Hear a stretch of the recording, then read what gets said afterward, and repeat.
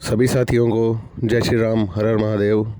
आज 2 अप्रैल 2022 को मैं सभी हिंदूवादी साथियों को बहुत बहुत बधाई हिंदू नववर्ष की देता हूँ।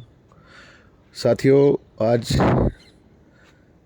सभी हिंदूवादी अपने घरों पे भगवा ध्वज लहराएंगे, मंदिरों पे नई भगवा पताका फहराई जाएगी, घरों में दिए जलाए जाएंगे और कई जगह यज्ञ और हवन भी किए जाएंगे नववर्ष के उपलक्ष्य में। हिंदू समाज में आज से नवरात्रे भी शुरू हो रहे हैं। बहुत खुशी की बात है, जिस हिसाब से संस्कृति के बारे में जैसे जैसे हिंदू जानता जा रहा है, राष्ट्रवाद इस देश में जग रहा है, लोग सचेत हो रहे हैं। तो क्यों ना हिंदू नववर्ष के आधार पर थोड़ी सी जानकारी बढ़ाने के लिए थोड़ी सी चर्चा कर ली जाए। हमारे हिंदू धर्म का आधार 4 वेद है और जिस प्रकार से आज हिंदू छाती ठोक के कहते हैं कि नासा जो कालगणना नहीं कर पाता, हमारा 10 रुपये का कैलेंडर जो घरों पे कालगणना का लगता है, नक्षत्रों का लगता है, उससे पता लग पाता है। तो कहीं ना कहीं हमारे सनातन धर्म के पीछे बहुत गहरा विज्ञान छुपा हुआ है और हिंदू नववर्ष के पीछे का विज्ञान भी हम इस पर चर्चा कर लेते हैं। कहा जाता है कि हिंदू नववर्ष के दिन ब्रह्मा जी ने सृष्टि की उत्पत्ति की थी। साथ ही ये बात किसी से नहीं छुपी हुई है कि सनातन धर्म में आम भाषा में हम ये कह देते हैं कि ये संसार बना है, इसको बनाने वाला ब्रह्मा है, इसको बनाने वाले ब्रह्मा जी हैं, इसका पालन विष्णु जी करते हैं और जब इस संसार का समय पूरा हो जाता है तो इसका अंत करने वाले विनाशक महेश यानी शिव जी हैं। ये ईश्वर के 3 नाम अलग अलग हैं पर ईश्वर एक ही है और वो ही सृष्टि को बनाने वाला, चलाने वाला और इसका अंत करने वाला है। सनातन धर्म में बड़ी साधारण भाषा में इसको युगों में बांटा गया है, सतयुग, त्रेता युग, द्वापर युग और कलयुग। इसमें किसी को कोई शंका नहीं है कि ये युग हुए हैं और इन हमारे युग पुरुष श्री राम श्री कृष्ण भी अलग अलग युगों में जन्म लिया है और वर्तमान में कलयुग चल रहा है। साथियों, मैं इस बात को बहुत ज़्यादा गहरा ना ले जाके बड़ी ही साधारण भाषा में ये समझाने का प्रयास करूँगा कि सृष्टि उत्पत्ति होती क्या है, क्यों होती है। सबसे पहले तो यदि हम सृष्टि की बात करें, एक साधारण सा उदाहरण मैं आपको देना चाहूँगा। एक प्लॉट के बाहर रोड़ी, बजरी, ईंटें, लकड़ी, शीशा, टाइल्स ये सब इकट्ठा कर दिया जाए तो क्या आदमी जाके उसमें रह सकता है? नहीं रह सकता। जबकि वहाँ पे ज़मीन भी है, मकान बनाने का सारा सामान भी है, पर आदमी जाके बजरी के नीचे तो घुस नहीं जाएगा। मेरे कहने का कारण है, संसार में जब संसार नहीं होता है यानी उत्पत्ति किस प्रकार से होती है, सृष्टि की उत्पत्ति का आज दिन है। सृष्टि की उत्पत्ति क्या कहते हैं? मनुष्य उस सारे सामान का सदुपयोग करके नींव खोदता है, मकान खड़ा करता है, मसाला लगाता है, टाइल्स बिछाता है, लकड़ी के सामान से फर्नीचर बनता है, बेड बनता है, अलमारी बनती हैं।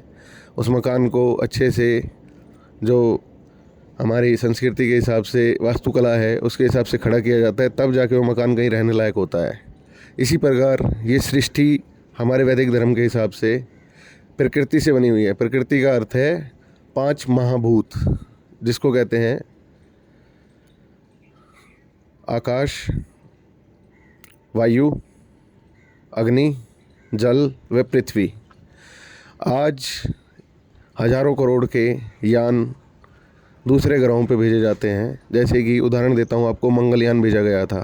मंगलयान वहाँ भेजने का एकमात्र कारण था, सबसे पहले मंगलयान का कार्य क्या है, वहाँ पर जल की खोज करना। साधारण सी बात है, किसी भी जगह पे किसी दूसरे ग्रह पे रहने के लिए आज भी साइंटिस्ट, वैज्ञानिक पूरे भारत के, नासा के, इसरो के जब भी कोई यान भेजते हैं तो उसका सबसे पहला कारण होता है वहाँ पे पानी ढूंढना। पानी अगर वहाँ मिल भी जाएगा किसी प्रकार से, क्योंकि वहाँ रहने की संभावना ढूंढनी है, तो सबसे पहले पानी ढूंढा जा रहा है। केवल पानी से काम नहीं चलेगा, उसके बाद वहाँ पे प्राणवायु यानी ऑक्सीजन वायु भी होना ज़रूरी है। तो इस प्रकार ये 5 पदार्थ जिनसे प्रकृति से उपजे हैं और जो संसार में मानव के रहने के लिए बहुत आवश्यक हैं। ये 5 तत्व, सब कुछ पंच तत्वों से बना है। मानव का, जीवात्मा का, संसार के अंदर जितनी भी सजीव वस्तुएं हैं, निर्जीव वस्तुएं हैं, वे सभी इन्हीं पंच तत्वों से बनी हुई हैं, 5 तत्वों से। तो सनातन धर्म के अनुसार, अब मैंने आपको एक मकान का उदाहरण दिया, उसी प्रकार से कि रहने लायक बजरी, रोड़ी, पलाट, लकड़ी और शीशे का प्रयोग करके मनुष्य जिस प्रकार घर बनाता है, सीधा उसमें जाकर नहीं रह सकता, इसी प्रकार ईश्वर इन 5 तत्वों को प्रकृति से बनाता है। और वो बनते किस प्रकार से हैं? सबसे पहले, जैसे कि अभी ये सृष्टि चल रही है, इस कलयुग के बाद जब प्रलय होगी, तब यह सारा संसार वापस अपने मूल रूप में आ जाएगा, जिसको मूल तत्व कहते हैं। आपको ज़्यादा उदाहरण के लिए समझा देता हूँ इसे। जब ये सब कुछ एकत्रित होता है, मिल जाता है, सारी सृष्टि, पृथ्वी, चाँद, तारे, सूर्य, प्रलय के बाद ये सब मिलके एक ही तत्व बन जाते हैं, सब मिल जाते हैं, उसे महासूर्य कहा जाता है। कुछ समय तक, करोड़ों लाखों वर्ष तक ये अपनी एक अवस्था में बना रहता है, और उसके बाद इसको महासूर्य कहते हैं हम। महासूर्य में ईश्वर के नियम के अनुसार, जैसे दिन के बाद रात आता है, रात के बाद दिन आता है, इस तरह ईश्वर ने बहुत सारे नियम बनाए हुए हैं। सृष्टि उत्पत्ति का भी एक समय और एक नियम है, कितने समय तक ये सृष्टि महाप्रलय के बाद रुकी रहेगी जगत और कितने समय के बाद दोबारा इसकी उत्पत्ति होगी। उत्पत्ति होने का जो नियम है, ये सारा तत्व एक हो जाता है। जितने भी मैंने बताया, ग्रह, नक्षत्र, उपग्रह, सारी ब्रह्मांड एक महासूर्य बनता है। और महासूर्य में बाद में ईश्वर की चेतना से, ईश्वर के नियम के अनुसार एक बहुत बड़ा धमाका होता है, और उस धमाके से छिटक कर ये सारे कण ब्रह्मांड के अंदर फैल जाते हैं। कहने के लिए सूर्य बहुत बड़ा है, पर अगर हम ब्रह्मांड से तुलना करें तो एक कण के बराबर है। सूर्य से भी हजारों गुना बड़े तारे इस ब्रह्मांड में पहचाने जा चुके हैं वैज्ञानिकों के द्वारा, और अभी भी ब्रह्मांड के अंत तक कोई वैज्ञानिक, कोई मनुष्य की सभ्यता पहुंच नहीं पाई है। तो सोच के देखो कि कितने बड़े बड़े तारे और क्या क्या चीज़ें इस ब्रह्मांड के अंदर होंगी। तो महासूर्य में जब धमाका होता है, तो जो ध्वनि उत्पन्न होती है, वो ध्वनि हमारा ओम है। इसीलिए कहते हैं कि ब्रह्मांड में आज भी ओम का जाप करो, उसी से ये संसार बना है, उसी से चल रहा है। अब हमें बचपन से ये बात बताई गई कि त्रिलोक का स्वामी भगवान है, और 3 लोक जो हमारे पौराणिक धर्म के हिसाब से हमें बताए गए हैं, उसमें बताया गया है स्वर्गलोक, नरकलोक और मृत्युलोक। मृत्युलोक यानी पृथ्वी। साथियों, वैज्ञानिक रूप से अगर वेद सम्मत देखा जाए, वेदों के अनुसार 3 लोक। सूर्य इस संसार में अनेकों हैं, और प्रत्येक सूर्य के अपने ग्रह हैं जो इसके चारों ओर घूमते रहते हैं। हमारे वर्तमान सौरमंडल में 9 ग्रह सूर्य के चारों तरफ घूम रहे हैं। सूर्य स्वयं एक नक्षत्र है, क्योंकि ये स्वयं से प्रकाशमान है। बाकी के ग्रह सूर्य की प्रकाश का प्रयोग करते हैं। तो पहला लोक हुआ सूर्य लोक। इन 9 ग्रहों में पृथ्वी है, जो सूर्य के आकर्षण से बंध गए इसके चारों ओर घूमती है। ये हुआ दूसरा लोक, पृथ्वी लोक। इसी प्रकार प्रत्येक ग्रह के अपने उपग्रह होते हैं। जैसे पृथ्वी का उपग्रह है चंद्रमा, जो पृथ्वी के आकर्षण में बंधकर पृथ्वी के चारों ओर चक्कर लगाता है और सूर्य के प्रकाश से प्रकाशमान रहता है। तभी आपको विभिन्न प्रकार के ग्रहण देखने को मिलते हैं।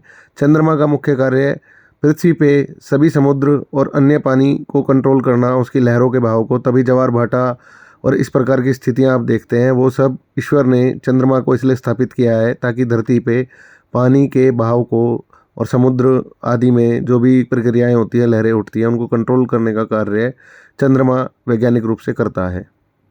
तो इसे तीसरे लोक की संज्ञा दी गई है। ये 3 लोक हैं। पृथ्वी सूर्य से अलग होके बनी हुई है, और ये किसी समय में एक आग के गोले के प्रकार थी। धीरे धीरे देखो, लगातार जलने के कारण पृथ्वी से बहुत सारी गैसें निकलती रही, और वो गैसें इसके चारों ओर बादलों के रूप में एकत्रित हो गई। जब थोड़ा ठंडा हुआ तो बादल भारी हो गए, उन बादलों से बारिश लगातार पृथ्वी पर लाखों वर्ष तक गिरती रही। इसके कारण पृथ्वी सलील अवस्था में, दलदल जैसी अवस्था में आ गई, और इस पे चारों ओर काई जैसा वातावरण हो गया।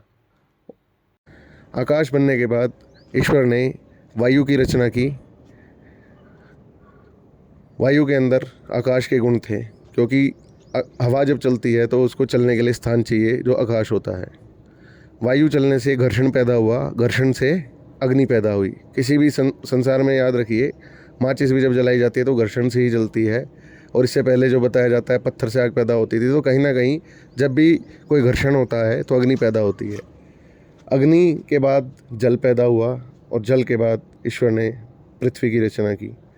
तो धीरे धीरे जब ये पृथ्वी ठंडी हुई, ठंडी होने के बाद ये सलील अवस्था में थी। सलील अवस्था कह सकते हैं जैसे गिलगिली, गीली गीली। तो इस पर धीरे धीरे जब ये सूखने लगी वायु के प्रभाव से, इस पर काई बनने लगी। काई का अर्थ है इसका जो घनत्व वाला पदार्थ था, जो आज पृथ्वी पे आप देखते हो 3/4 पानी है और 1/4 पे भूभाग है। तो धीरे धीरे वायु के प्रभाव से ये ठंडा होके ये सारी मिट्टी एक जगह एकत्रित होने लगी और हमारे द्वीप बनने लगे। उसके बाद वनस्पति, जो पेड़ पौधे हैं, वो इस पृथ्वी पे जन्मे। ये करोड़ों वर्ष का समय लगता है। उसके बाद गौ माता आई, पशु पक्षी आए। याद रखना साथियों, ईश्वर को इसलिए दयालु कहा गया है, उसे शिव कहा गया है, क्योंकि सृष्टि का एक अर्थ है इस पंच तत्व को जीवात्मा यानी जितने भी संसार में आत्माधारी जीव हैं उनको रहने योग्य बनाने के लिए ईश्वर जिस संसार की रचना करता है उसे सृष्टि कहते हैं। और सृष्टि को एक दूसरा पर्यायवाची शब्द जगत भी है, और इस जगत का स्वामी ईश्वर है, इसलिए उसका नाम जगदीश भी है। तो ईश्वर को दयालु इसलिए भी कहा गया है, जब हमारा जन्म होता है तो जन्म से पहले ही भगवान हमारा पेट भरने के लिए भोजन की व्यवस्था माँ के दूध के माध्यम से कर देता है। बच्चे के जन्म से पहले माँ के शरीर में दूध नहीं होता, पर जब माँ गर्भ धारण करती है, बच्चे को जन्म देने वाली होती है, तो ईश्वर वैज्ञानिक रूप से व्यवस्था कर देता है कि हमारा पेट भरने के लिए सबसे पहले माँ दूध पिलाने लायक हो जाती है। इसीलिए ईश्वर को कल्याणकारी यानी शिव कहा गया है। तो साथियों, मैं बहुत ज़्यादा गहराई में नहीं जाऊँगा। गौ माता भी इसीलिए संसार में भेजी गई थी जब मनुष्य आया था, कि उसका पेट भरने के लिए एक उपयोगी तत्व यानी गौ माता का दूध हो। तो ये साधारण भाषा में आज की जो तिथि है, करोड़ों वर्ष पूर्व ईश्वर ने इस दिन सृष्टि की रचना की थी। यह सृष्टि का प्रथम दिन की शुरुआत थी, और उसके बाद आज यहाँ तक 2 अप्रैल 2022 तक हम पहुँचे हैं। सभी को फिर से हिंदू नव वर्ष की बधाई, और आशा करता हूँ कि जो मैंने समझाने का प्रयास किया है थोड़ा अपना साधारण शब्दों में, कि सृष्टि किसे कहते हैं और सृष्टि की उत्पत्ति किस प्रकार से हुई, और कैसे युगों में ये संसार चलता है, और कैसे मनुष्य के रहने लायक जितनी भी जीवात्माएं हैं उनके लिए ईश्वर ने संसार को बनाया है।